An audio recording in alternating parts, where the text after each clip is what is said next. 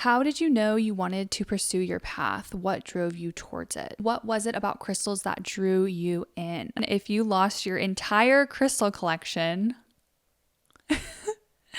and had to go back out and buy them all over again, what 5 crystals would you choose first? Alrighty guys, so we are diving into my Q&A video today. I'm super excited. I like to do these every year just to kind of like hear from you guys, anything you might be curious about, anything I can answer. I feel like this is a fun thing to do every year, so I'm really excited to jump into this video today. I asked you guys on my Instagram and on my community tab what you wanted to know, so I transferred pretty much all the questions here on my computer. I'm going to be looking off camera to see the questions. This is in no particular order. I just kind of like dumped them all on this page. So I'm just going to go off and start reading.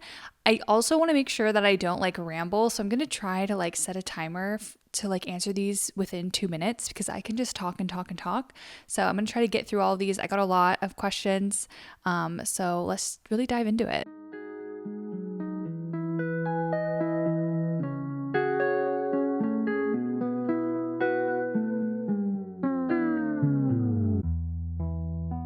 All right, let's dive into this first question. What limiting belief did you challenge and overcome this year? What practice did you do?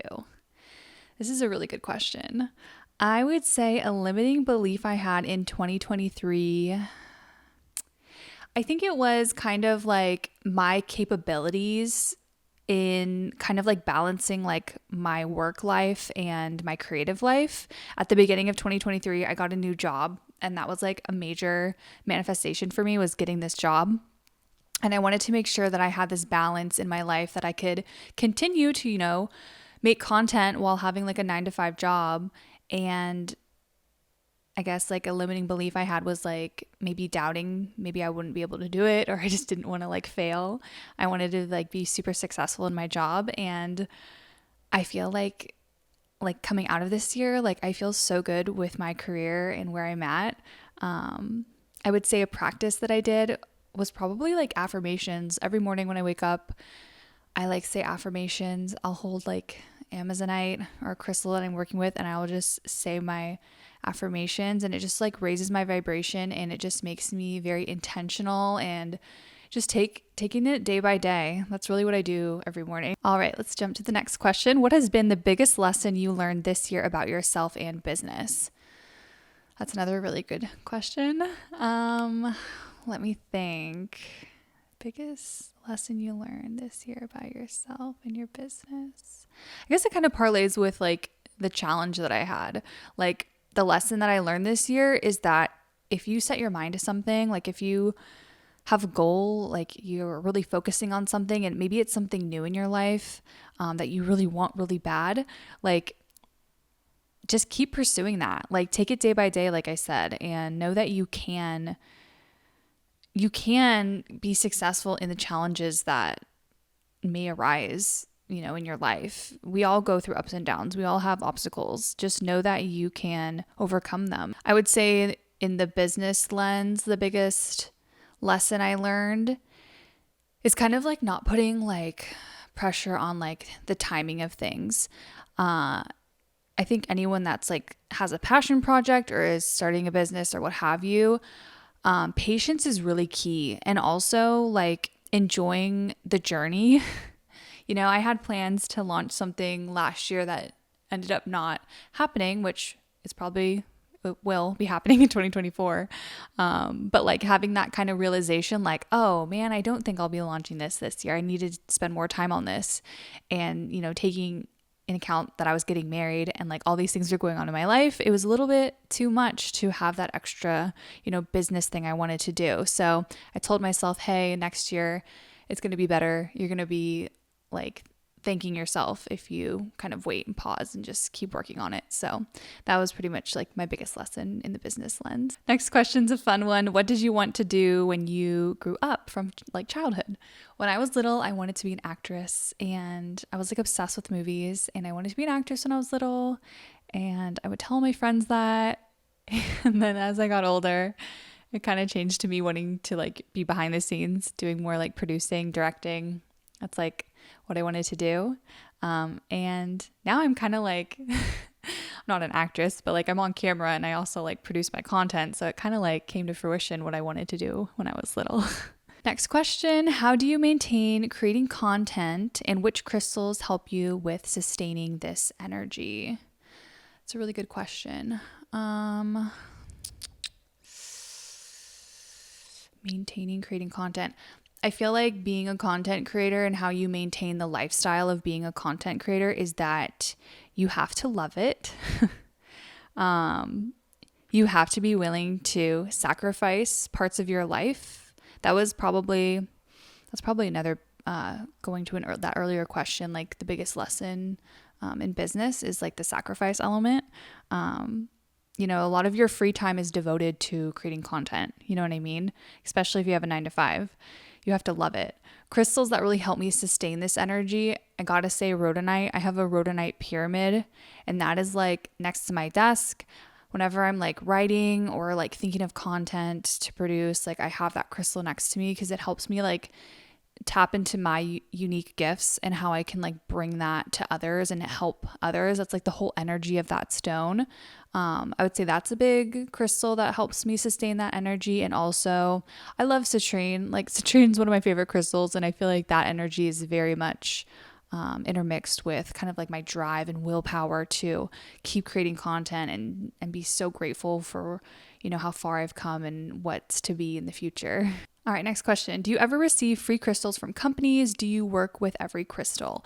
Yes, I do. I do partnerships. I'll do, I had a great partnership this past year with Tyler. He had an Etsy shop. He sent me free crystals and I was able to create content with them. Sometimes, there's affiliate links involved with that. If you notice on my channel, I don't really do a lot of that kind of stuff. I don't really like plug a lot of places and stuff like that because it's not really the direction that I am most like eager to go in. Like I really just love creating content, sharing content. Like honestly, like the last thing I want to do is to make you guys buy, like have to use a link I'm like sending out. I mean, I don't know. I just feel like some people, that's like how, they create content. That's how they have their business. It's not really the forefront of what I'm doing. That's not to say that I don't want to do that. It's just like how it's been for me the last few years. Like that's kind of like the last thing I think about. And the second part of that question, do you work with every crystal? I mean, if I had sent crystals from a company, yeah, I'm going to use all of them. I like to like share with you guys my full experience. So if I ever get something from a company, I always am using it and testing it out so I can share my experiences with you guys. Next question. How did you know you wanted to pursue your path? What drove you towards it? I would say it's kind of like you get this hunger, this urge to just do something, like to try something out. Like for example, like filming videos. I wanted to try to create a channel. I wanted to see where it went. And then when I started to do it and I got, more practice and seeing like where I feel like it could take me and what I was building, it felt like such a part of who I was. It kind of like becomes like your path becomes just who you are. And it just becomes easier and easier to keep following it because you're staying true to yourself. You're being authentic to yourself. And this can be your path with anything, your spiritual journey, your self-development, your career, your passions, whatever that may be, whatever your path is, your calling, it kind of just like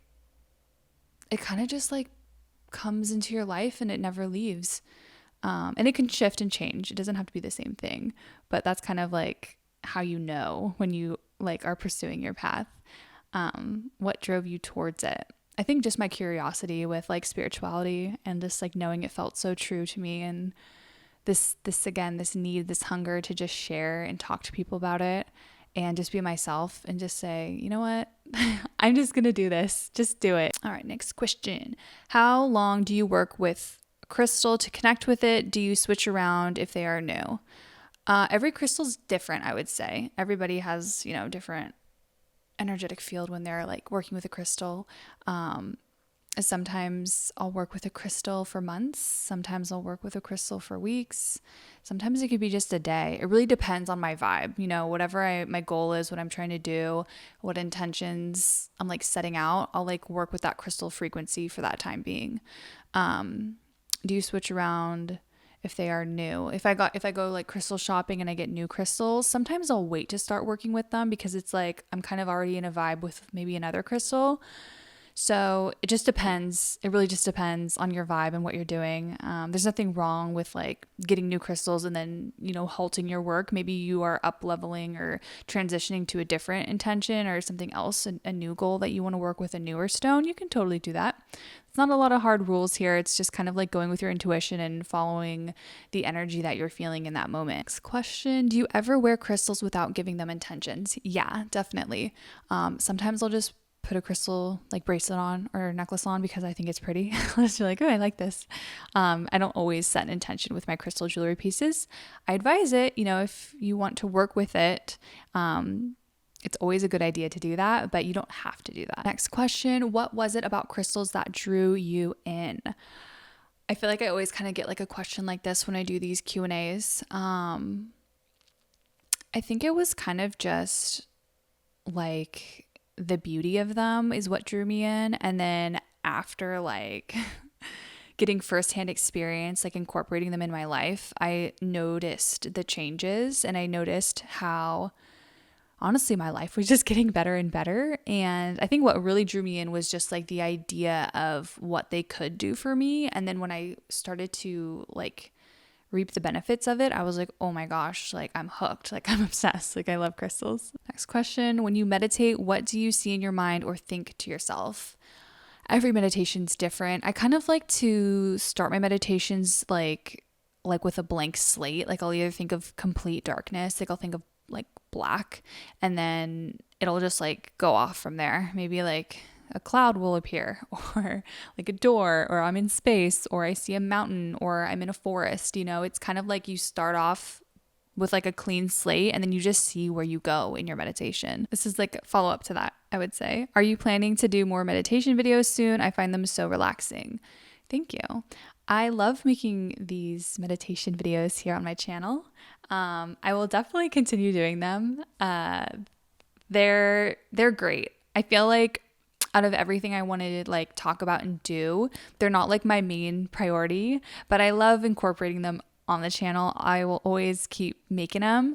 And I get a lot of people commenting on them saying how much they love them. So that makes me feel really good that you guys are like vibing with them and connecting with them. So don't worry, there's more to come. Next question. Are there any particular crystals you own that have made a really big difference in your life? I feel like every crystal I have ever bought has made a difference in my life. Every crystal like has the potential to like change your life or to elevate something in your life. Yeah, I mean, literally every single one. I always have a different experience. So every experience I cherish and I look forward to when I work with my crystals. What crystals should I use against toxic, negative people? Oh, don't we hate that? Really, my go-tos for like toxic people would be smoky quartz. That's a great one, especially if it's like work environment. If you have to like go to work with these people and be next to them, I definitely recommend having smoky quartz at your desk or around you, wear it, what have you. Also, black tourmaline's really good for this. Those black crystals are very protective. You want to work with protective stones when you're around negative people. And it can be so, so hard. You have to have patience and have like your own protection ritual. I would definitely recommend looking into any kind of like, you could wear like amulets, evil eye amulets, the crystals, wearing smoky quartz crystals. Going home and like imagining like that toxic energy, like leaving in the shower, like if you get home and take a shower after, find your own like protection ritual, like searching online or what have you, and do that. It'll help you with toxic people in your life. Alrighty, next question. I am a beginner and I don't have a place to put an altar or a meditation corner. I'd still love to have a setup of some kind. Is it okay to keep in a box or use it on my bed or dresser when I meditate?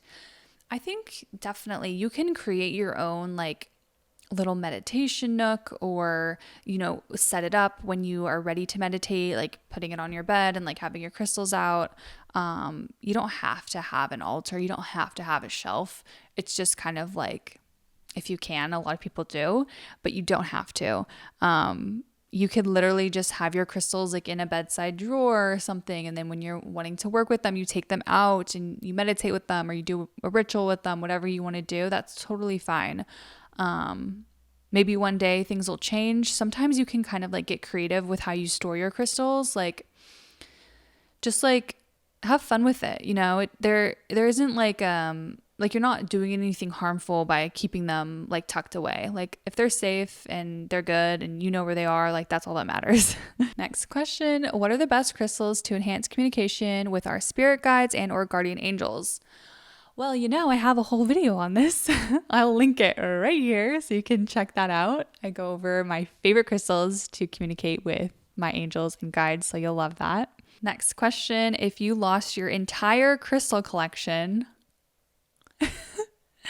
and had to go back out and buy them all over again, what 5 crystals would you choose first? Oh my gosh, that is so sad to think about. Like, they're all gone. The 5. If I had to only pick 5, I'd pick rainbow fluorite because I love fluorite. I'd pick citrine. I would pick clear quartz. I love quartz crystals. Probably labradorite.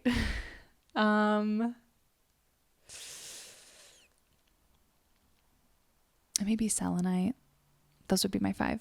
All right, this next one says, what crystal can I use or can we use to raise our vibration even more? I'm trying to raise my vibration more at the moment. I've been using lepidolite and I love the calmness and great dreams it's giving me. I'm combined lepidolite, selenite, and blue kyanite, and it's like you are stepping into another dimension. It's crazy. And also, not a lot of people talk about how to cleanse our grounding cord or our higher crown chakra. There's not a lot of info on that on YouTube. I honestly feel like clear quartz, you could intermix clear quartz in that combination too. That helps, raise your vibe even more. I'm a really big fan of gold rutilated quartz. I would suggest also trying that one. That one like really raises your vibration. Also, like, I don't know if you're into this, but tektites, maybe getting like a Libyan desert glass, that could really help raise your vibration. If you feel like you want to experiment with tektite energy. For like cleansing your higher crown chakra, I think the soul star chakra is next after the crown. I would say like to cleanse that, what I do or what I like to do, that's kind of like, it's kind of like a full body one, but this is what I would advise you to do if you want to cleanse your upper chakras. So when you go in the shower, I want you to close your eyes before you turn the water on. I want you to close your eyes and I want you to imagine like white light energy, like cascading down your body, like going down your hair, your head, like slowly going down. It's like this beautiful white light energy. And then I want you to then turn the water on. And then that's going to stimulate even more of that feeling of this white light energy going down your body. It's cleansing you. You're feeling so, refreshed and rejuvenated. When you step out of the shower, you're going to feel like $1,000,000. You're going to feel like, wow, I feel cleansed. So try that out. Okay, I have a few more here. I think I have 3 more. Let's see. I'm new to crystals and started wearing tourmaline on my left hand, non-dominant hand. I wore it for about 2 months now and recently switched to my right hand. I am feeling a burning sensation on my right hand, even though the crystal is still cold to touch. What might be the reason behind this? Okay, so if you switched, well, the left the non-dominant side of the body is like at the receiving side. So you switched it to the right side of the body, which is the dominant side. This is the like giving off side of the body, like you're giving your energy away. And it's black tourmaline.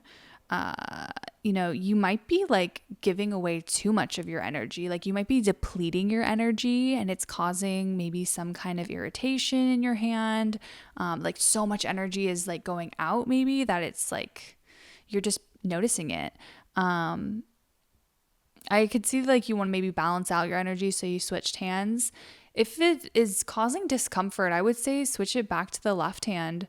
If you want to like release energy with black tourmaline in general, like instead of wearing a crystal bracelet, like maybe just try like holding a piece of black tourmaline instead for like however long, like if you're doing a meditation practice or you're just like doing a release practice, like holding it in your right hand, maybe that's an alternative instead of wearing the crystal jewelry. Because, when we're wearing crystal jewelry, we are bonding with that frequency. It's very much like we have this connection like no other. It's with us. So you might be depleting your energy a little bit. So I would recommend either just switching it, keeping it on your left hand, or like I said, like holding black tourmaline when you're wanting to do those exercises. Next question. Are you acquainted with the work of Dr. Marcel Vogel in relation to crystals? What is your opinion on his approach to crystal healing, and have you tried anything similar? I would love to hear your experience.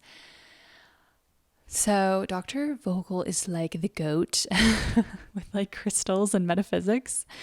If no one is aware of him, he is like the crystal guy. Like he studied metaphysics and he was like the one that really brought to the public, like talking about the benefits and like the kind of like trippiness that crystals can provide to us, like really like going into the science.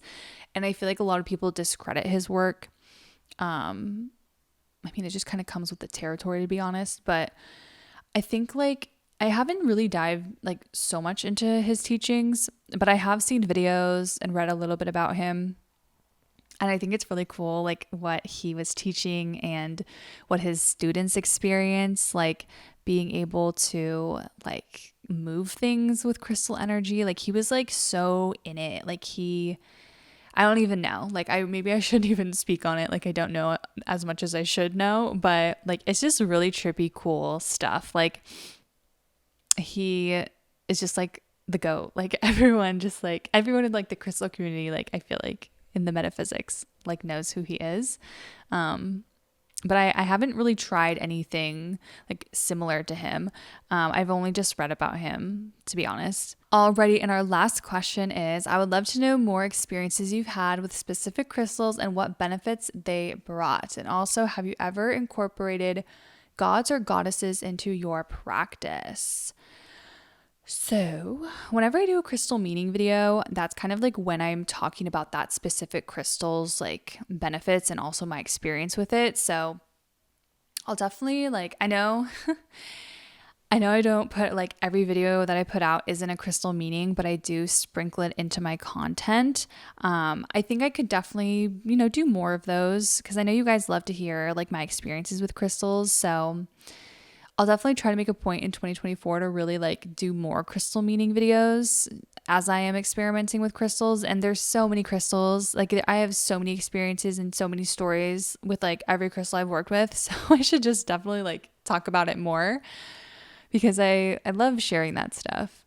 The second part of your question, have I incorporated gods or goddesses into my practice? The only like really like other god that I've ever like kind of like tapped into like on my spiritual journey, like since working with like Shiva lingams, like I had an experience with a Shiva lingam that was like directly correlated to like Lord Shiva, which is a Hindu god.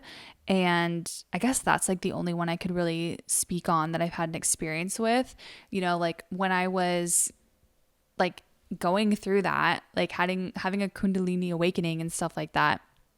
Like I was definitely like had a connection with Shiva. I was like, this is really trippy and really cool. I guess I'm not opposed to it. I just haven't really had other gods or goddesses like in my practice before. Alrighty guys, so that is it for today's Q&A video. Thank you for submitting questions. Again, I love doing this every year. I think it's so fun for us to just get to know each other a little bit more. And just shout out to this community. Like, I'm just blown away with everyone here.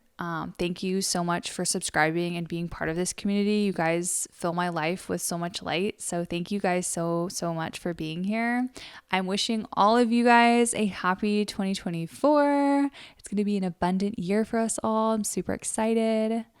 And yeah, I will see you guys in my next one. Bye.